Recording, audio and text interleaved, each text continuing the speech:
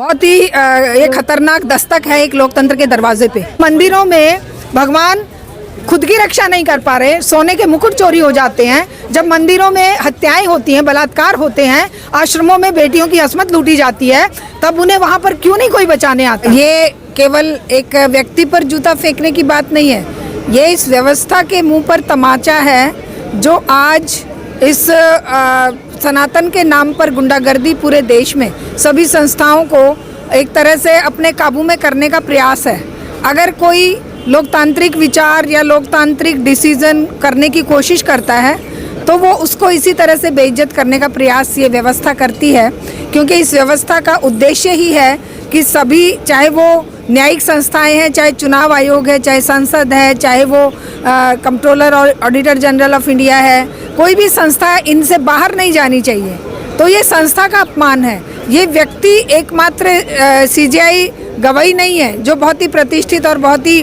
लोकतांत्रिक अपनी विचारधारा के लिए जाने जाते हैं, लेकिन आज इस तरह का जो प्रयास किया गया है, न केवल उनके व्यक्तित्व पर ये एक बहुत ज़बरदस्त प्रहार है, बल्कि इस सारी न्यायिक व्यवस्था पर चोट है जिसे ये तहस नहस करना चाहते हैं और जिसे अपनी ही जो इनकी सोच है उसके अकॉर्डिंग सारे डिसीजन करवाना चाहते हैं। आज रूल ऑफ लॉ है, सनातन का रूल या इस्लाम का रूल या क्रिश्चियनिटी का रूल सदियों पहले ख़त्म हो चुकी है। ये बात सदियों पहले दफना दी गई थी, जब लोकतंत्रात्मक शासन व्यवस्था राजा महाराजाओं का शासन समाप्त करके पूरे विश्व में फ्रांस की क्रांति के बाद equality, fraternity, liberty and democracy का जब नारा दिया गया था, तभी ये सारी व्यवस्था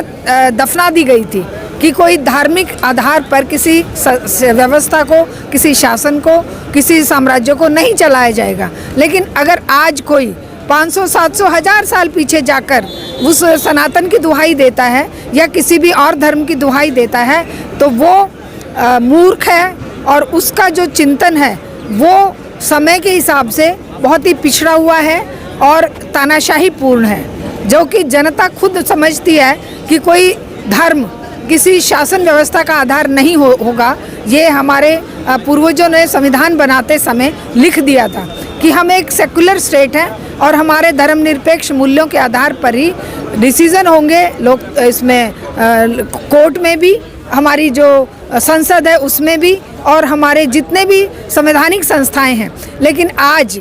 बहुत ही शर्मनाक स्थिति ये है कि सभी संस्थाओं पर एक पुरातन पंथी विचारधारा ने कब्जा कर रखा है, जो कि इस पूरी मानवता के लिए भयंकर गंभीर खतरा है। उस भयंकर गंभीर खतरे की आहट आपको चुनाव आयोग के माध्यम से भी सुनाई देगी, आपको ये सुनाई देगी सीजीआई पर जूता फेंकने के सुर में भी वही आवाज़ आ रही है, और यही आवाज़ आपको संसद के गलियारों में जब ये कहा जाता है कि भाई गंदी गालियाँ किसी एक माइनॉरिटी वाले व्यक्ति को दी जाती हैं, या जो धर्माधिकारी बैठे हुए हैं तथाकथित धर्माचार्य बनकर और जो वो गंदे भद्दे कमेंट्स पास करते हैं, चाहे वो संसद के नाम पर, चाहे वो हमारी लोकतांत्रिक व्यवस्था के नाम पर, महिलाओं के नाम पर, अल्पसंख्यकों के नाम पर, और यहाँ तक कि सीजीआई के लिए भी वो जिसको अपना भाई कहते हैं कि ये मेरा छोटा भाई है,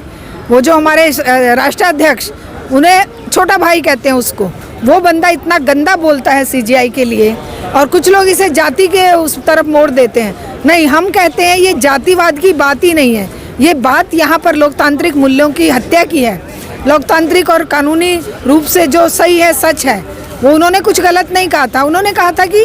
अरे ये बात सच भी है, ये हम भी कई बार कहते हैं कि जब मंदिरों में भगवान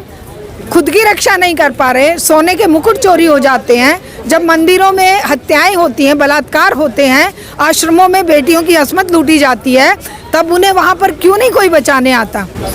ये तो स्वामी विवेकानंद ने भी कहा है, जो इनके गुरु, जो जिनकी दुहाई देकर ये बात करते हैं। स्वामी विवेकानंद ने भी कहा है कि मैं नहीं मानता कि कहीं कोई भगवान नाम की चीज़ है। अगर भगवान कहीं है तो अन्याय, अत्याचार, जो ये अभी कफ सिरप को लेकर इतनी हत्याएं हुई हैं, 16-17 बच्चे मरे हैं, क्या भगवान कहीं होता? उन बच्चों का अपराध क्या था? लोग कहते हैं पाप कर्मों का फल देते हैं। तो स्वामी विवेकानंद के शब्दों में हम ये इन्हीं लोगों से पूछना चाहते हैं जिनको तुम सम्मान देते हो कि स्वामी विवेकानंद ने जब स्वयं कहा है कि भगवान नाम की अगर कोई चीज़ है तो वो निर्दोष को सजा, कोई बाप अपने, और वो पिता के समान मानते हैं कि वो भगवान सबका पिता है, अगर वो पिता है, सबकी रक्षा करते हैं, तो फिर निर्दोष को सजा क्यों? सीजीआई गवई ने तो वही बात दोहराई है, उन्होंने कुछ अलग नहीं कहा, उन्होंने वही कहा है कि भगवान अपनी रक्षा स्वयं नहीं कर सकते क्या, तो अपने भगवान को कहिए वो रक्षा कर ले। ये बात सच है। बहुत ही ये खतरनाक दस्तक है एक लोकतंत्र के दरवाजे पे। ये इतनी खतरनाक बात है कि अब जो थोड़ी बहुत उम्मीद सीजीआई से या लोग इससे हम संसद से ना इससे न्यायालय से लगाते थे, अब वो भी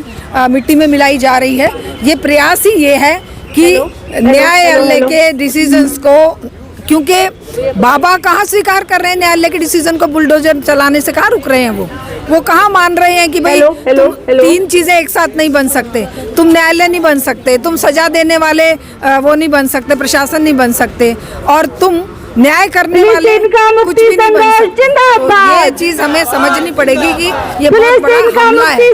व्यवस्था पर, हमला है, न्यायिक व्यवस्था पर हमला है, भारतीय संविधान पर हमला है। जो दलित हैं, आदिवासी हैं, मुसलमान हैं, जिन पर आए दिन अत्याचार होता रहता है, जब सीजीआई सुरक्षित नहीं है, वो भी सुप्रीम कोर्ट में तो दलित नहीं है सुरक्षित ना, कोई भी सुरक्षित नहीं है, इसलिए सबको मुट्ठी तानकर एक साथ खड़े होकर सवाल पूछने पड़ेंगे।